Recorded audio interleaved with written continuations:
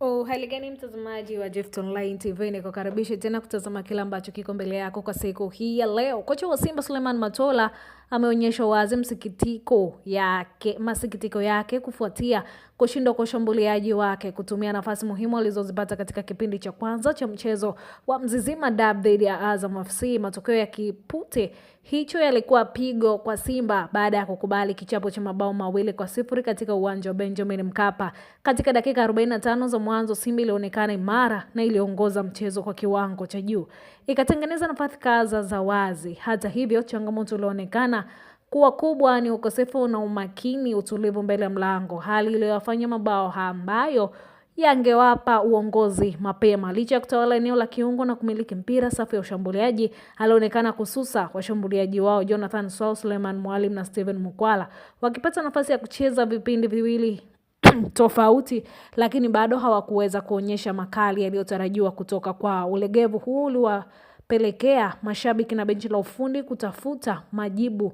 juu ya kinachoendelea kwenye safu hiyo muhimu. Baada ya mchezo huu, Matola alisema timu yake ilianza kwa kasi na kujiamini, lakini kilichoangusha ni maamuzi yasiyo sahihi katika eneo la hatari. Ameeleza kuwa wachezaji wake walishindwa kutumia nafasi walizotengeneza kutokana na ukosefu wa utulivu, jambo liloondoa uwezekano wa kupata bao la mwanzo ambalo lingeweza kubadilisha mwelekeo mzima wa mchezo. Kocha huyo ameongeza kuwa dakika 10 za mwisho wa kipindi cha pili ndizo zilizowaangusha mpango wao wote wa mchezo. Simba ilipoteza mwelekeo ikatokana na nafasi ya kufunga Azam iliyowapa mabao 2 muhimu yaliyokata kabisa kasi na morali wa wachezaji wa Simba. Tulipoteza mwelekeo dakika 10 za mwisho kipindi cha pili kuruhusu bao la 2-0. Haikuwa bahati kwetu na tulijipanga kwa mchezo ujao, amesema Matola, akiashiria umuhimu wa kufanya uboreshaji wa haraka katika eneo la ushambuliaji. Kwa upande wake wa pili, kocha wa Azam FC Fontaine Ibenge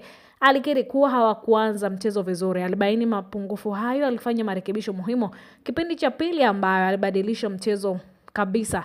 Mbinu zilizobadilishwa ziliwapa nguvu mpya na kikosi chake kikaanza kushambulia kwa ushindi zaidi. Amempongeza kiwango cha Simba kipindi cha kwanza, akisema ushindani mkali wa mchezo huo ulitokana na ubora wa wapinzani wao ambao licha ya kupoteza walionyesha soka safi. Tumecheza mchezo mzuri kipindi cha pili licha ya Simba kucheza vizuri katika kipindi cha kwanza. Ulikuwa mchezo wa ushindani mkubwa kutokana na uwezo wa wapinzani wetu, aliyasema hayo Ibenge.